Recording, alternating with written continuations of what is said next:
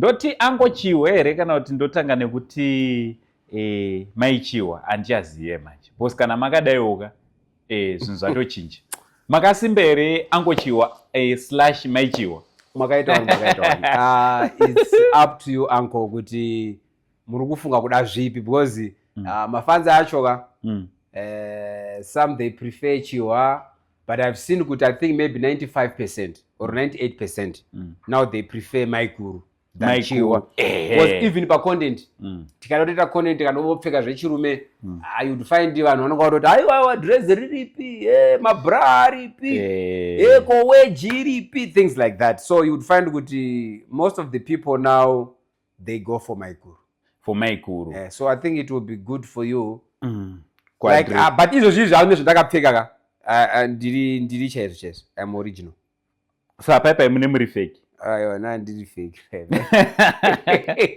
It's not actually fake. It's a topic for another day.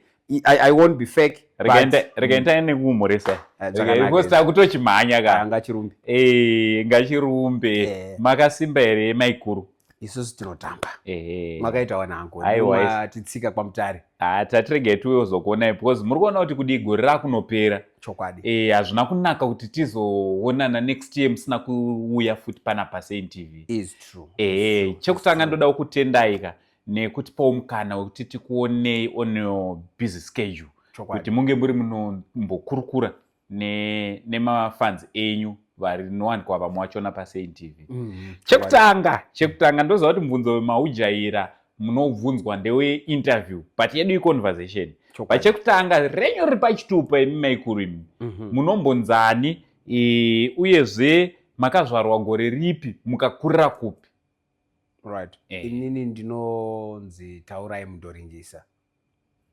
Alright. Okay. Ndakazvarirwa muno maMutare. Alright. Ndikakurira muno maMutare. And andisa ndakambuda maMutare. I'm still here. Tisu tunovata kunzi senior citizens eMaMutare. Alright. Yeah. Alright. Igore ripi kana kuti mwedzi upi zuva ripi ramakadi pane umwe munhu angatofara ipo panapa kuti I share the same birthday na maikuru? 24 November. Alright. Mwedzi iwo unoyo? Uyo unoyo. Saka vanoda kutocelebrate nemi ndiwo mwedzi wacho? They are free. They are free to do that. Adede? Alright. Handei panyaya dzebasa. Makatanga usei zvemaskits awa? Alright, zvecomedy in general. Okay. Pacomedy ndingangoti ndakatobarwa ndiri comedy. Alright. Kutobva mukuzvarwa chaimo ndaitowa comedy. Motongova comedy, right? Yes. But zvakaitika ndezvokuti you know kuti when you are doing some other things pamwe pacho unomboshaya mukana kuzoita zvimwe zvinhu. So ndo zvakaitika kwandiri. Time chaiyo yekuti timboita maskits nekuacta nekudii nemadrama yaisawapo because kwakune mamwe maavenues aiita kuti tinge tichishaya mukana wekuzoya uko. Then it started, I think that was COVID. COVID paya takambovharidzirwa mudzimba paya. That's when I just started kungoti but inini ndadini kumbotanga hangu mbodini kumboita drama twangu ndichingoita tena vanhu vanonga vari kurwarirwa vaya vari kurwara vachipota vachimbodini vachimboona tichingoadini tichingovasekesa. So it started from there, then boom chingotanga todini otanga tokura kutosvika petari panapa. Alright. Besides acting handili ndezvipi zvimwe zvamaita before acting? Are you into acting full time kana kuti mune zvimwe zvamuchiri kuita? Munongoziva zvinhu zvemunomu at times you call them side hustles ndizvo handiti? But otherwise acting ndiyo yanga itori side hustle yangu. Because I am into packaging nema-butcher requisites. We sell those things, you know, mapanga aya anocheka nyama mapanga kwawo kwete zvimwe zvezvi mapanga kwawo anocheka nyama that stuff zvese zvine chekuita nebutcher. If you want anything marequisites anoshandiswa mumabutcher muyamiya that's what we do. Alright. Sakuroti izvi zveacting side hustle. It's a side hustle. Alright. Angwama angwama high side aso hauzozivi kuti chazoti chiri kunatso kukunikirina ndechipi, but otherwise zvendataura izvi ndo zvinhu zvakatanga. Alright. Acting isati yadini isati yawapo. Alright. Vazhinji vanogara vachibvunza vachikuonai makapfeka ring yenyu, are you married or ndemucheni? No, I'm married. Alright. Yeah. Alright. No, ndofunga mabva mapapindura ipapo because vazhinji ka Yeah. ndakatombonzwa imo panapa mu-comment section anga achatonyora kuti are you married asking for my cousin kana kuti for myself. Alright. That's nice. Right? Yeah, so handei panyaya dzeacting zvakare. Yeah. Imimi Mai Chihwa handiti Yes. izvozvi tiri kudanai nerebasa handiti Hazvina basa.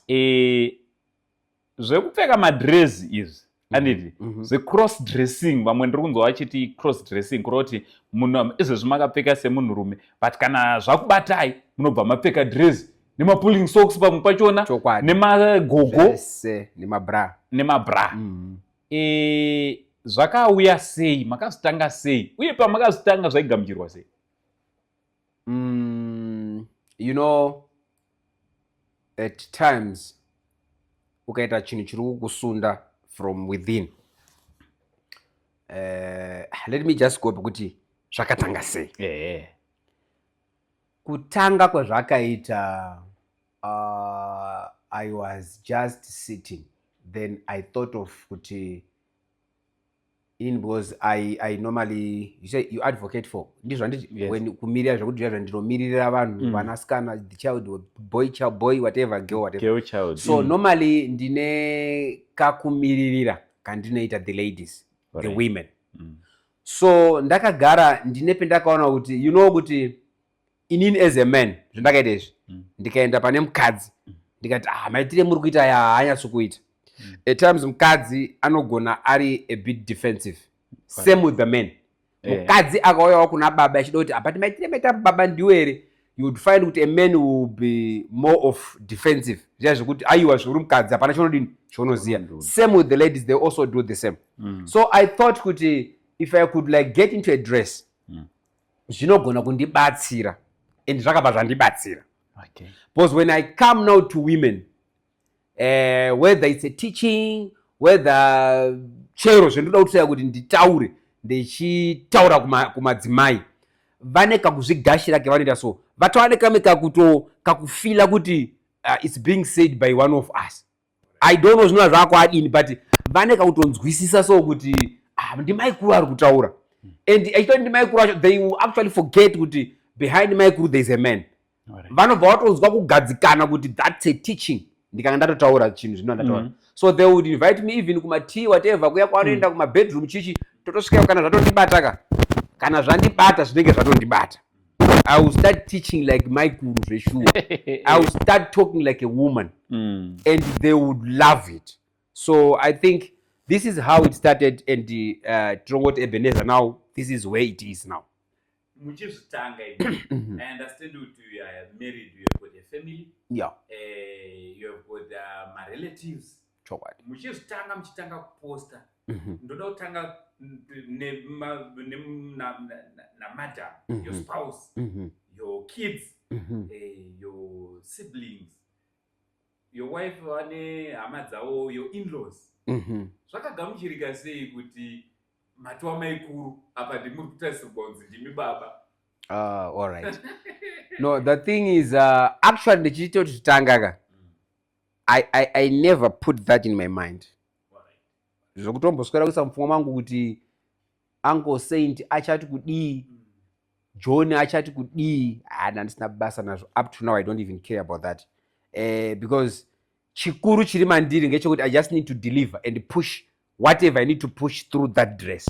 Saka zvekuzoti munhu azotaura kuti chii, uyo azodaira akati chii, uyo akaisa comment yakati chii, I don't even care much about that, because inini ndiri kunzwisisa zvandiri kuita, and I understand myself better than anyone else. So hazvinombobva zvanyanya kundinetsa, and now going back to my family, it was all well, it was super. Much of the dresses that I use ndotomapiwa kumba na madam. Yes. So I think it explains it well. Support. So they give me all those things. Saka handina kana dambudziko renditori naro. Ndichatotaka izvi tauchitangotsvaga mawardrobe manje kuti unonga utsvaga zvinhu zvinodini zvinoenderana nezvokuda kudini wadaidzwa as an MC. You have to dress because maikuru munhu ari smart manje. I'm not junk.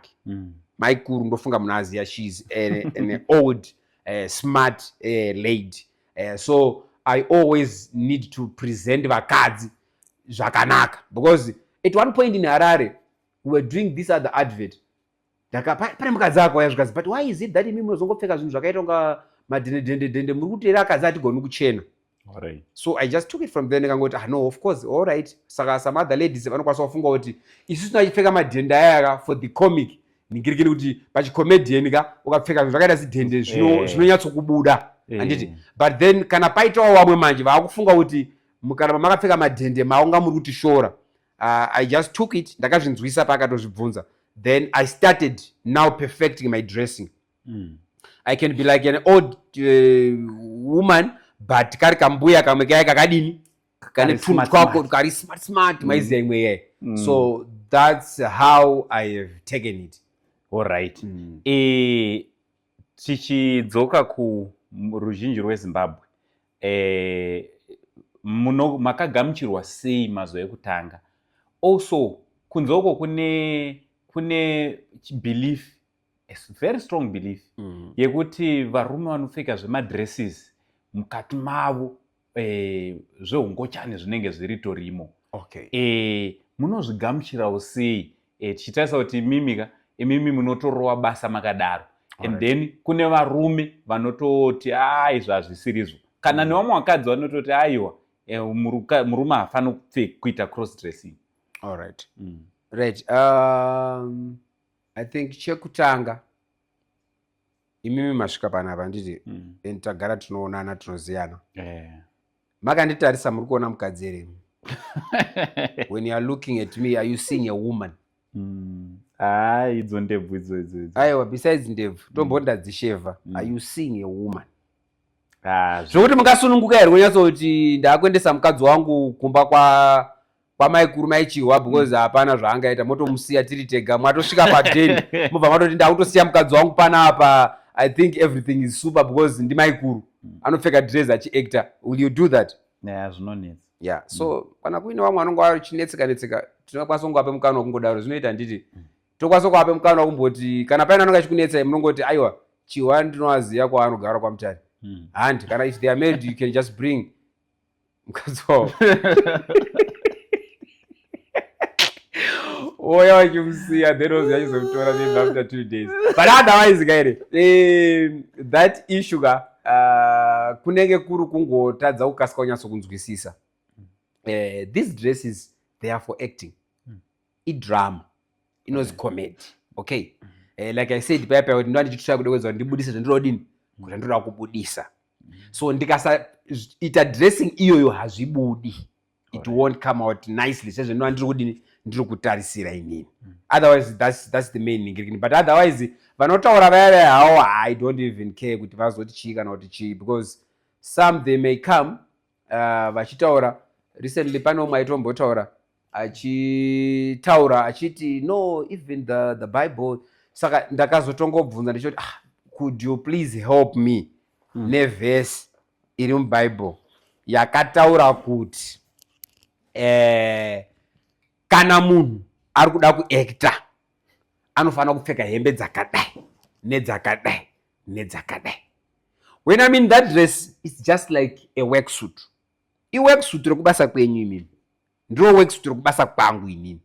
Ndichingopedza kupfeka dress yera ndichiacta zvadhako andimazvona. Mukazondiona manje mutown ndakapfeka dress rere kana kuti kuchechi ndine dress rere, then I think you should ask aiwa kochinja kuitika futa. So otherwise rere ritongoro chingori idhende rebasa, ihembe dzebasa, kungopfeka toita basa totopedza. And ndaida kumbeta mubvunzo 1. Kune zvemataura izvozvo imimi makambosangana here nemunhu anonzi anoita izvozvo izvo akapfeka dress? Makambomona? Sati ngoti zvinhu zvandisinganyanyo pane kumakambomuona here? Ndisati hangu handidi kupupura zvekunyepa. Mubvunzo wako mwaunzwa zvandabvunza? Kuti anoita zveungochani makambowana akapfeka madrezi here? Because imimi muri kuti ka mukaona munhu ari kuacta ane dress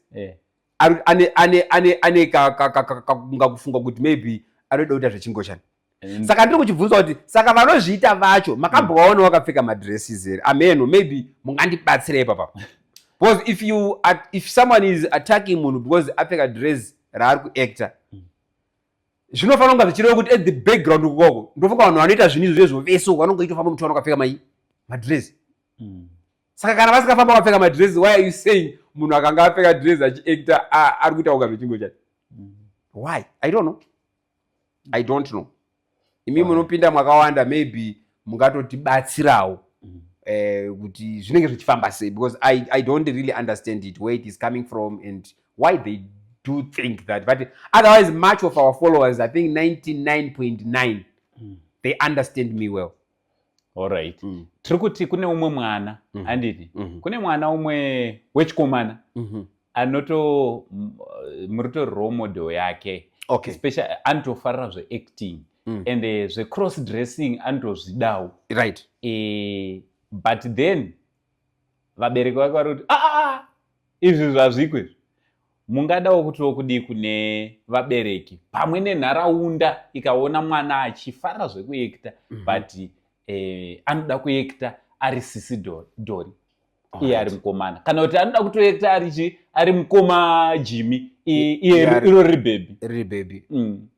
No, I think since from tichitokura kumamhuza kwekwe zvaitoitika zvezvi zvakatangirawo mamhuza wani, you'd find kuti umwe munhu ari kuacta achita kuti musikana achitaura kuti inini ndini baba, otopenda otoisa ndebvu munomu kuratidza kuti ndiani, ndibaba, but ukazotarisa mwana womusikana, if it is just acting, I don't see anything wrong, unless if there is another spirit iri kumashure. I don't think that spirit will come because mwana yeyoyo ari kuda kuacta zviri genuine chaizvo, like I'm doing this thing genuinely.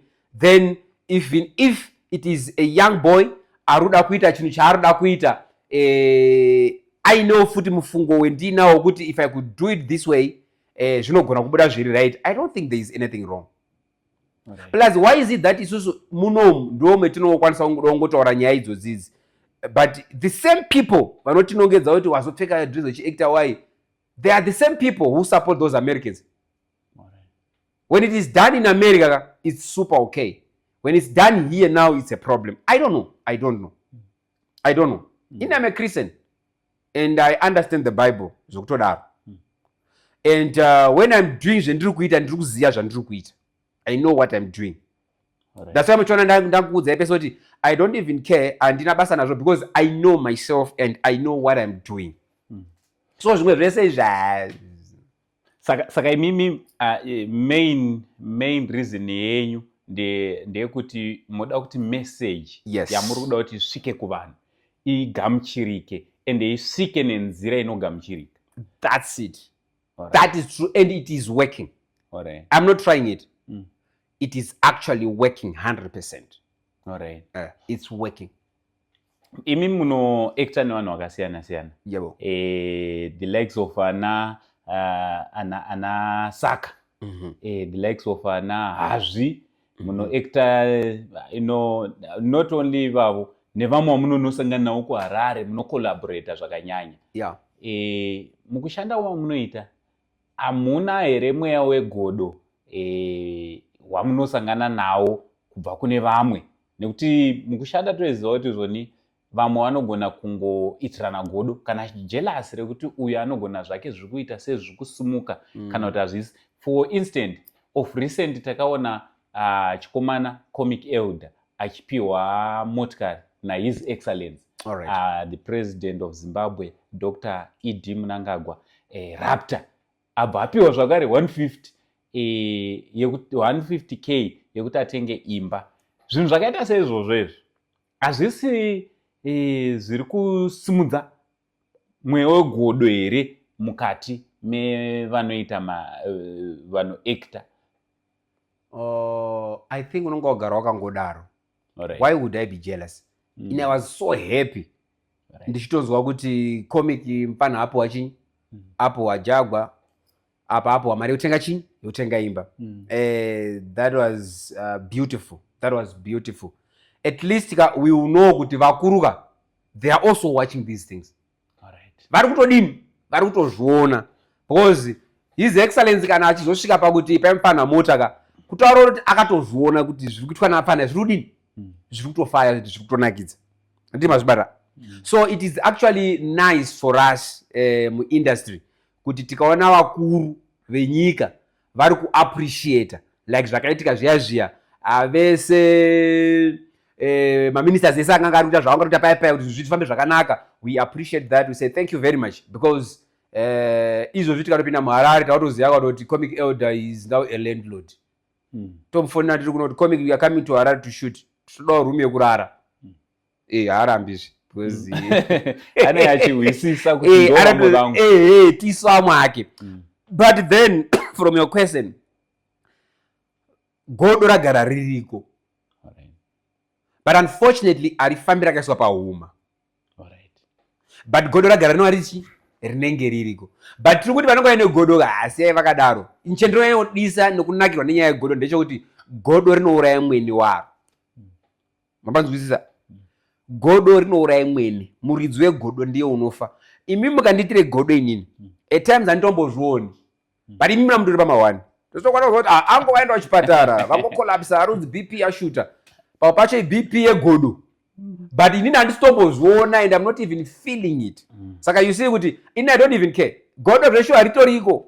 Variko vanhu vane godo vakatowanda, but still at the same time I would advise them kuti sene nezvegodo because end of the day it kills yourself. Takambonzwa kuti tiri pagodo ipapo takambonzwa kuti mukempi menyu makamboita hondo. Zvinhu zvinongoti circulate mumastreets. Kana chiti mukempi menyu vamunoshanda navo the likes of vana Saka ivava, vana Mama V, Admire, zvidaro vana Mai Sara, kwanzi paiva nekusanzwisana nekusagadzikana. Ichokwadi here kana kuti inyaya dzemastreets? Maybe I missed that. When you talk of our camp, maybe I missed it. From our camp, we have never had any challenge. And we have never had any quarrel. And we will never have one. Those who might be wishing, they are just wishes. That will never happen. Not in our group. That will never happen. Alright, chii chinoita kuti murambe muri chinhu one? Tichitarisa kuti panoshanda vanhu vakawanda, tikada kutarisa kuti kune mamwe magroups akatomboseparata kumashure mahombe, but vaitombotaura kuti aiwa isusuka ticharamba tiri chinhu chimwe chete. But pakupedza takazoona umwe akuita zvake. Imimi recipe yenyu yekuti murambe makabatana ndeipi? The recipe is just love and to understand each other. If I come to you Ango Saint, ndogona kuona mine zvemunofarira nezvemusingada nditi. And inini chikuru chendingada kuti ndiite zvizhinji zvikuita kuti tidini tirambe tiri pamwepo. I wouldn't want to do when you meet zvakafanana nemarriage. You know, mumarriage you are two strangers who are meeting. Uyu arikubva nezvake, uyu arikubva nezvake. Masangana. So you are supposed to tolerate each other. Kuti imba itodini itomira. Otherwise uyu murume akoyachita kuti parapa chichi mukadzi wako yakandini, that house, that marriage, it won't last. Definitely it will die. Same with this. Chendemo chedo kuudza ndechekuti this group it's actually made of family people. It's family. Much of that in the Greek area is family. We are actually a family. Zvokuti pane angazouya achida kuedza kudai, maybe mumwe munhu angabva hake from out achida kudai ombodai but kuti azopenetrate kupinda pafamily yedu cheche, the original chero group cheche. Iroro I'm telling you, iroro is a non-starter. It's a non-starter. Saka murungoro kuti chinokusunganidzai chinoita kuti zvirambe zvakasimba iropa. Yes. Alright. Tinga ndapi mashoko amuri kuda kuti muri eZimbabwe inge rinoziva maringe na Mai Chihwa? I think zvizhinji ndatotaura. Ndingangoda kuti vanhu vanzwisise nekuziya ndezvekuti Mai Chihwa munhu anofarira vanhu. Inini I love people. And ndinovada zvepamoyo kwete zvekuita zvokubatanidzira.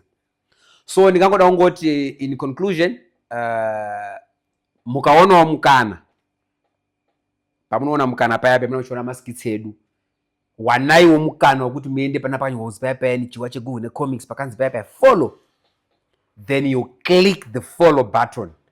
And pane zvatinoita zvezve mukangobayawo ka like button kake kanoita kuti murambe muchinzwa nekuona zvinenge zvichibva kumakomo kunoku zvitinenge tichiita. I think with that ndingangoti I love you all and God bless you. Ayo, Ango Chihwa, apa ndakuda kuadresa Ango Chihwa man. Thank you so much nekuti maoko enyu. Thank you very much. Thank you very much Ango Saint. Thank you very much for coming to Mutare. Nekuzoti rangarira uri masvika ndakazwa mabata phone Chihwa muri kwere? Tikati tiri uno uyai. Lazima tori kukwira ndege. Haina nyanyo kufarira kukwira ndege ndimoziya. Ndege handinyanyo kuifarira hapo. Vaudze kuti chichi nekuita kuti musafarire ndege. Kusadonga inini maheights aya anotondivara. Even if ndikakwira ndege kana a million times it will never make me to be settled ndiri mukati meme. Because ndofunga ndakanyanya kuwatcha a lot of zvinhu zviya zvinobuda zviya zva ndege dzichidonha dzichidii. So ndakangogara mudenga paya ndingofunga kuti padapa. Kwandiri kwacho. But 12,000 feet. Tozongoti but Mwari ndianotichengeta. But otherwise achisi chinonyanya kufarira hangu. Personally it's not something chandingati ndinganasofarira kuti ndege ano it is not. Saka tinonyanyosiyana inini mundege nyangwe. Ndifarire zvakanyanya. Inini handinyanyogadzikana. Handigadzikani. I think that's ndo zvendingangotaura kuti akugadzikana chaiko hapana kugadzikana kuripo. Aiwa tinostenda. Aiwa maita basa nenguva yamatipa. So guys, let's go and follow, let's go and subscribe on his YouTube channel Chihwa Chegu. Tonofollowa, tinovaradza rudo. Tinoradza rudo. Kana wano subscribe, come and write to comment section kuti aiwa ndaenda kuno subscribe. Ini ndiri kutorawo ndiri behind the scenes zita ndichinzi Uncle Saint chianzvadzi chamai venyu mese kunyangwe navachihwa Chegu. For now tichiti it's much love and God bless you all. Bless you.